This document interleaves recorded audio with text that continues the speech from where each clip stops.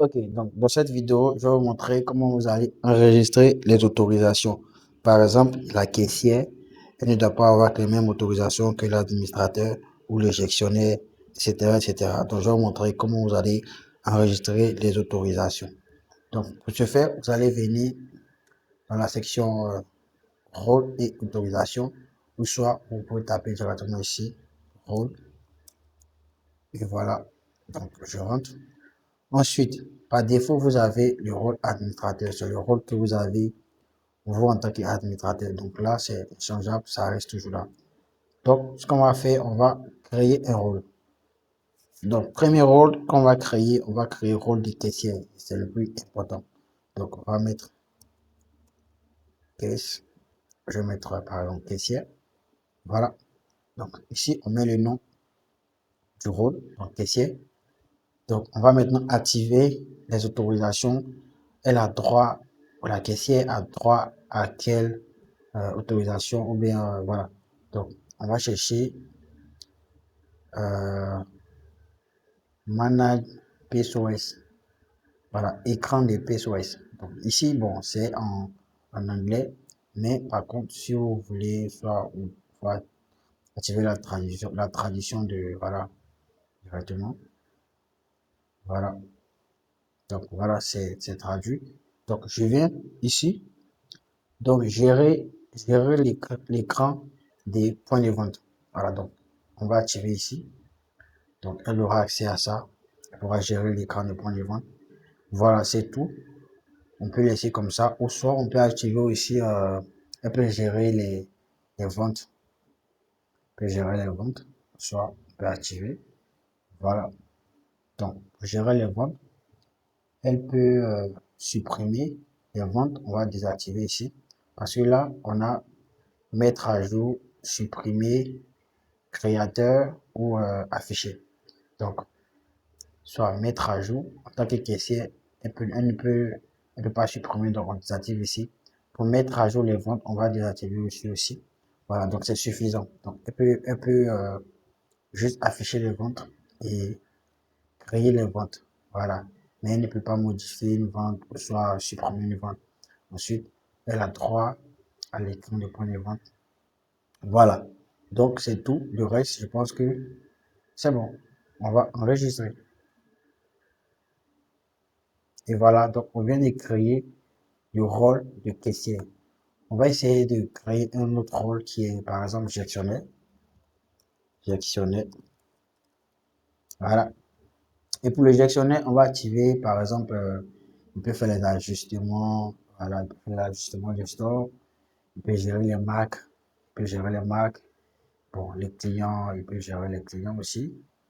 Le tableau de bord, bon, il peut aussi avoir accès au tableau de bord. Il n'y a pas de problème, c'est un gestionnaire. Ensuite, gérer les catégories de dépenses. Bon, on va mettre simplement gérer les dépenses. Voilà, il n'y a pas de problème. Les catégories, c'est vous allez créer. Point de vente, bon, c'est un gestionnaire, il n'a pas de droit à point de vente. Bon, ça dépend de vous, vous pouvez l'activer. Gérer les catégories de produits, bon, là, on va mettre gérer simplement les produits. Voilà, gérer les achats, bon, ok. En tant que gestionnaire, ce qu'il peut faire, ça dépend de vous. Voilà. Ce qu'il peut gérer les achats ou non. Voilà, donc moi, c'est suffisant. Je vais arrêter là. Vous, ça dépend. Vous pouvez regarder les autorisations, puis gérer la fonction, tout ça. Vous activez. Donc, il faut comprendre qu'il y a affiché, il y a créateur, il y a mettre à jour et supprimer. Donc, par exemple, dans gérer les dépenses, est-ce que il peut afficher les dépenses? Là, lui, il peut afficher. Est-ce qu'il peut créer une dépense? Ici, vous activez. Est-ce qu'il peut mettre à jour une dépense? Vous activez ici. Est-ce qu'il peut supprimer une dépense? Voilà, donc je vais supprimer, je vais enlever ça. Je vais supprimer tout ça.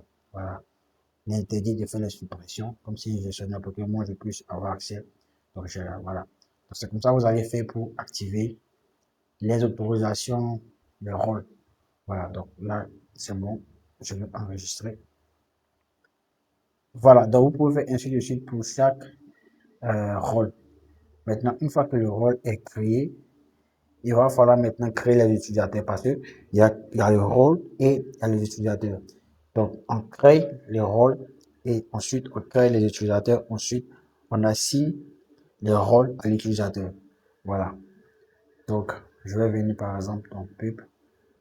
Le système pub, on va maintenant venir dans utilisateur. C'est ici qu'on va créer les utilisateurs. Donc, on a créé le rôle de caissier, mais il n'y a pas d'utilisateur qui a ce rôle-là. Donc, on va maintenant créer un utilisateur qui va avoir le rôle de caissier. Donc, on va venir dans créer un utilisateur. Et là, vous pouvez mettre la photo de la personne, soit bon. Je suppose que c'est une question vu qu'on veut, ça s'appelle par exemple Anne. On va mettre Anne. OK. Le mot de passe, ici sur le mail. Je mets par exemple Anne. Donc, c'est avec l'email qu'on va pour se connecter. Donc, voilà. Ensuite, le mot de passe. Je vais mettre le mot de passe par défaut. 1, 2, 3, 4, 5, 6. On va répéter le mot de passe. 1, 2, 3, 4, 5, 6. Voilà. Ensuite, son nom de famille. Je vais mettre par exemple Hello. Ensuite, le rôle. C'est là où vous allez maintenant choisir le rôle. Donc, l'utilisateur, il a quel rôle? Donc, je vais mettre par exemple caissier. Ensuite, j'appuie sur elle a droit à être dans quelle boutique. Parce que si vous avez remarqué, moi, ma licence me permet de pouvoir créer plusieurs boutiques. Donc, dans le cas contraire, si vous avez une seule boutique, vous appuyez, elle accède uniquement que à la boutique, par exemple, démonstration. Soit, si vous avez des boutiques, elle peut gérer des boutiques en tant que caissier, vous activer les deux. Voilà. Donc, dans les cas, c'est toujours un. Voilà. Donc, et elle a le droit à gérer seulement les démonstrations, boutique démonstration. Voilà. Donc, j'appuie sur sauvegarder. On me demande là le numéro de téléphone. Je vais mettre un numéro.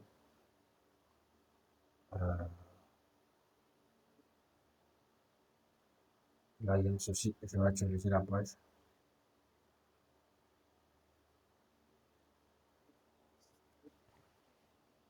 Ok, donc, je vais remettre les informations rapidement. Je vais prendre les noms comme ça.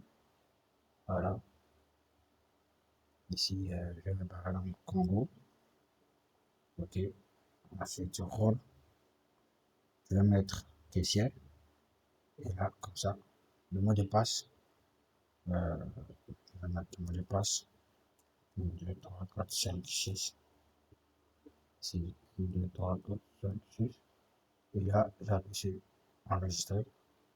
Il me dit que là, il y a un souci. Ok.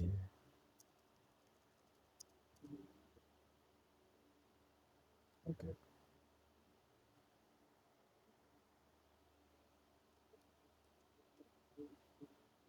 Ok. Je vais mettre comment là. Voilà. 243.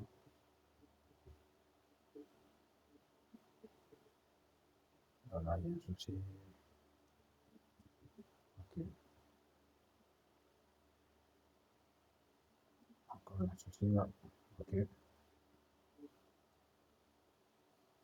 Le numéro n'est pas correct.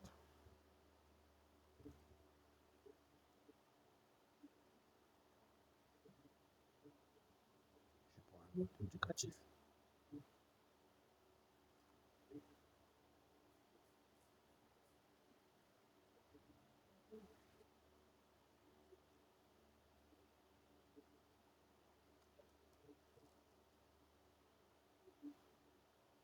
Je prends un autre. Je vais voir ce qu'il va prendre. Je vais voir ça. Comme ça.